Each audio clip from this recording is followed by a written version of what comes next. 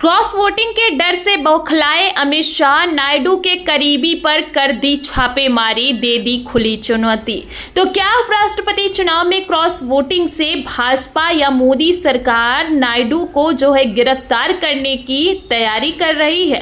आपको बता दें ये सवाल इसलिए क्योंकि एक तरफ जहां अमित शाह ने सदन में मुख्यमंत्रियों की गिरफ्तारी का बिल पेश किया है, वहीं दूसरी तरफ एडीआर की रिपोर्ट में नायडू के भ्रष्टाचार को लेकर बड़ा खुलासा हुआ है। तो क्या ऐसे हालातों में नायडू को ठिकाने लगाने के चक्कर में अमित शाह ने मोदी की कुर्सी को ही फंसा दिया है? सवालों के जवाब आपको बताएंगे। और नायडू के करीबी पर छापेमारी के बाद सीबीआई ने क्या एक्शन लिया और नायडू की गिरफ्तारी को लेकर अमित शाह ने क्या बयान दिया, वो बयान भी सुनाएंगे। लेकिन खबर में सबसे पहले उपराष्ट्रपति चुनाव में क्रॉस वोटिंग कैसे अमित शाह के जी का जंजाल बन गया है, खेल समझिए। तो जैसा कि आप जानते हैं कि उपराष्ट्रपति चुनाव में सीक्रेट वोटिंग होती है, व्हिप तो जारी होता नहीं है। ऐसे हालातों में बीजेपी आलाकमान की हालत खराब हो रही है और इसीलिए अमित शाह ने पहले तो अचानक से मुख्यमंत्रियों की गिरफ्तारी पर कुर्सी जाने का बिल पेश किया और अब इस बिल के जरिए दबाव बनाने की तैयारी पूरी कर ली गई। जाहिर है कि अमित शाह नायडू पर डायरेक्ट तो हाथ डाल नहीं सकते, इसीलिए नायडू के करीबियों को निशाना बनाया जा रहा है।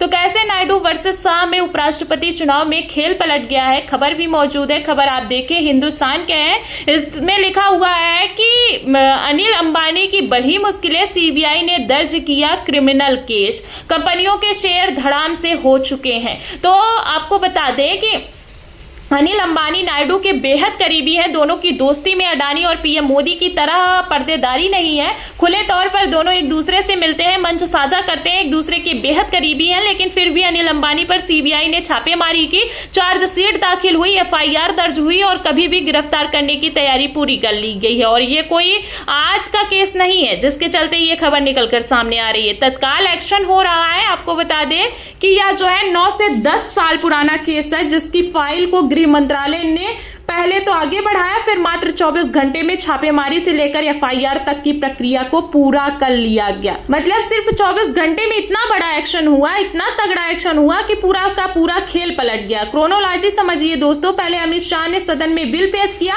और फिर नायडू के करीबी पर सख्त एक्शन लिया। जाहिर है कि शाह ने नायडू को डायरेक्ट अल्टीमेटम दे दिया है और इसके बाद भी अगर उपराष्ट्रपति चुनाव में थोड़ा भी ऊपर नीचे हुआ तो नायडू की गिरफ्तारी फिर से हो सकती है। तो लगातार नायडू पर दबाव बनाया जा रहा है और इसी दबाव के चलते नायडू अचानक से दिल्ली आए और सीपी राधाकृष्णन से मुलाकात किए, अपने सांसदों की दिल्ली में परेड करवाई। तो एनडीए में शामिल होने के बावजूद भारतीय जनता पार्टी को उपराष्ट्रपति चुनाव में समर्थन देने का ऐलान कर दिया। वैसे देखा जाए तो पहले भी शाह के इशारे पर नायडू को सीआईडी ने गिरफ्तार किया और ऐसे हालातों में नायडू किसी तरह का कोई रिस्क नहीं लेना चाहते। आपको बता दें, पहले जब नायडू गिरफ्तार हुए थे तो फक कर रोने लगे थे। तस्वीरें नहीं याद है तो तस्वीरें आप देख लीजिए। आप देख सकते हैं बेचारे नायडू गिड़गिड़ा रहे हैं, हाथ जोड़कर माफी मांगते हुए नजर आ रहे हैं। पूर्ण बहुमत की सरकार में भारतीय जनता पार्टी के सामने मजबूर दिखाई दे रहे हैं और नायडू की हालत कितनी खराब है आप देख सकते हैं। मोदी शाह के एक्शन को ने